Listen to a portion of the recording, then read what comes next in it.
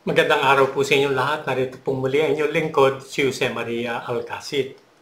Noong nakaraang episodyo, tinalakay natin ang katotohanan ng mga stigmata ni Padre Pio at pinabulaanan ng mga paratang na ito ay pineke niya. Ngayong araw naman ay tatalakayin natin ang mga katangian ng pabango na lumalabas sa mga sugat na ito ng banal na padre at kung ano ang kahulugan ng iba't ibang amoy na ito. Sinasabing may 200 pabango ang lumabas sa mga sugat na sa sari-saring mga sitwasyon, ngunit may 5 na malimit at patuloy na nararanasan ng mga tao. Ano kaya sila?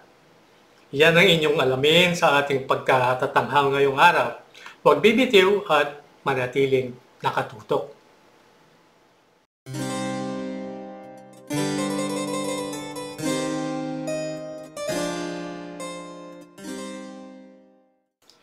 Napakaraming pinagpala ng Panginoong Hesukristo ang lahat na nagmahal sa Kanya at kusang loob na ibinabahagi ang Kanyang pasyon sa Kanya.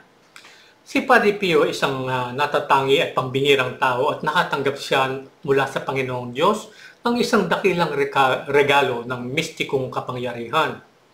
Nagpakalat siya ng bango mula sa kanyang hindi gumagaling na mga sugat at gumawa ng hindi mabibilang ng mga himala.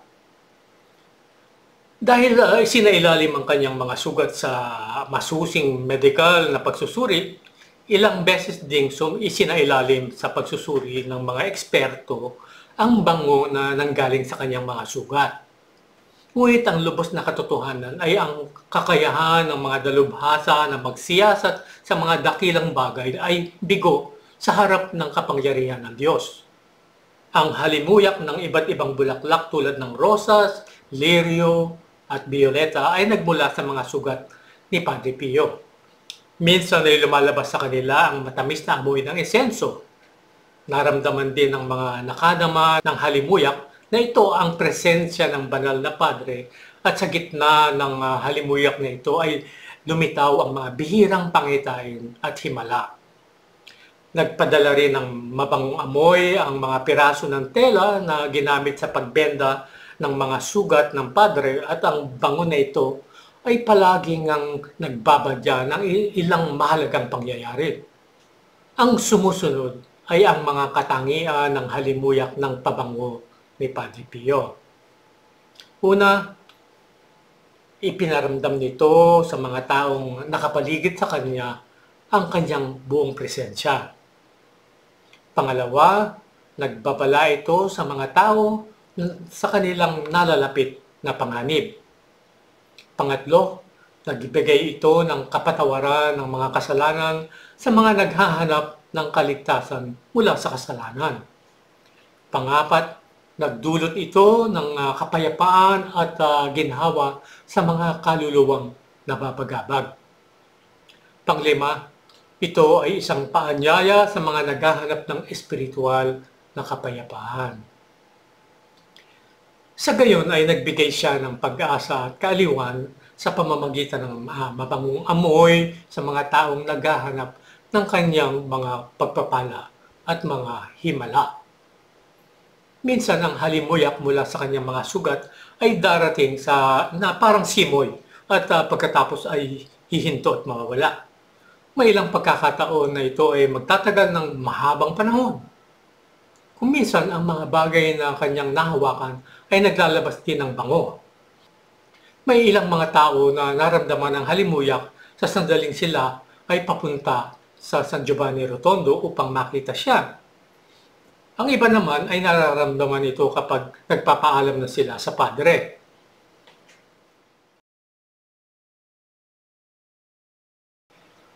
Binigyan ng Diyos ang bawat isa sa kanyang mga delikha ng natatanging aspeto at amoy.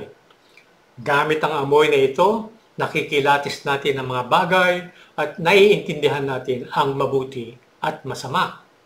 Ngunit ang bango na patuloy na lumabas mula sa mga stigmatikong sugat ni Padre Pio ay ang espesyal na regalo ng Diyos sa kanya. Ito ay isang espesyal na biyaya na niya sa kasangkatauhan sa pamamagitan ni Padre Pio. Nagdulot ang Diyos ng 200 uri ng halimuyak mula sa kanyang mga sugat. Gayunpaman, 5 lamang sa kanila ang patuloy na lumalabas mula sa kanyang mga sugat. Ang kanilang mga tangian ay ang mga sumusunod. Una, kapag naabutan tayo ng halimuyak ng rosas, ibig sabihin ay tanggap ni Padre Pio bilang tama ang ating ginagawa.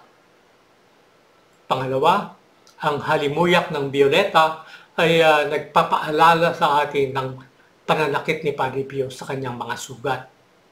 Karamihan sa mga taong may malalim na pagmamahal kay Padre Pio ay nakaranas ng ganitong aroma.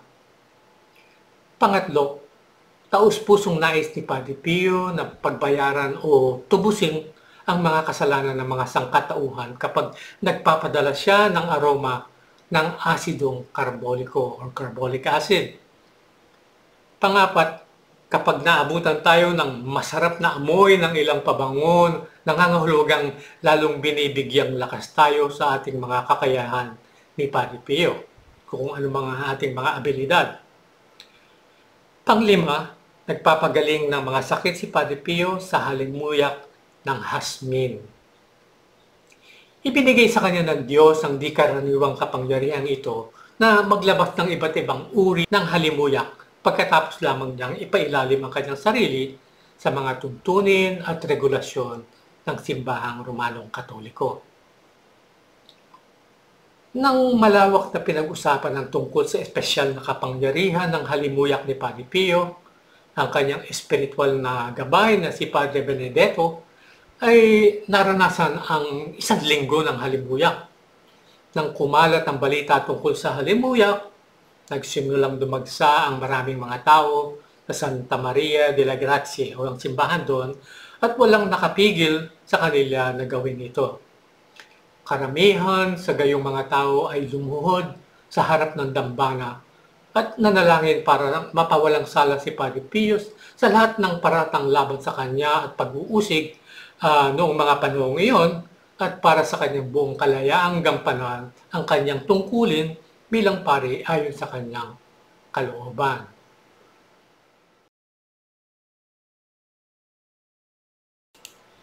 Si Delfante at ang kanyang pamilya ay umuwi noong ika-28 ng Marso, 1931, March 28, 1931.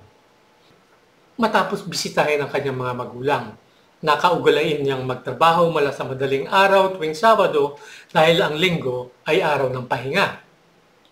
Dati siyang nagdarasal at nagkukuro sa sarili bago simulan ang anumang gawain.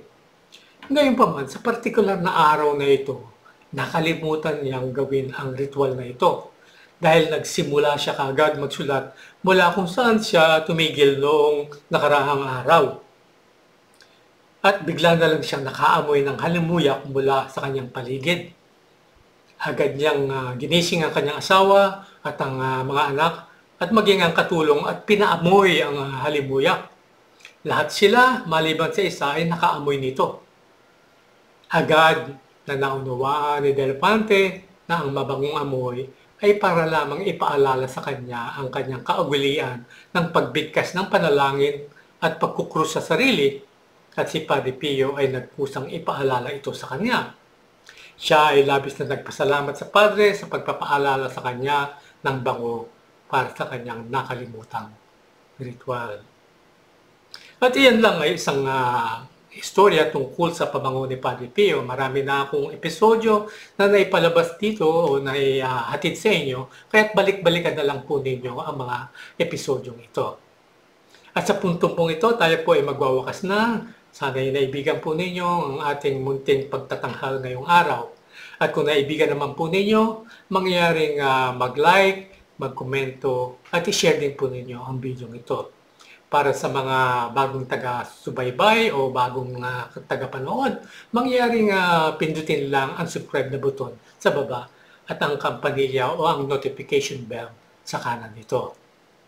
At para sa inyo na nais kaming suportahan, mangyaring lumahok sa aming eksklusibong grupo ng mga buwan ng mga taga-buloy at donante na tinatawag na mga alagad sa kalinga ni Padre Pio, kung saan mapapakinabangan po ninyo ang buwanan o lingguhang mga pamisa na naaayon po sa halaga ng inyong buwan ng donasyon o abuloy.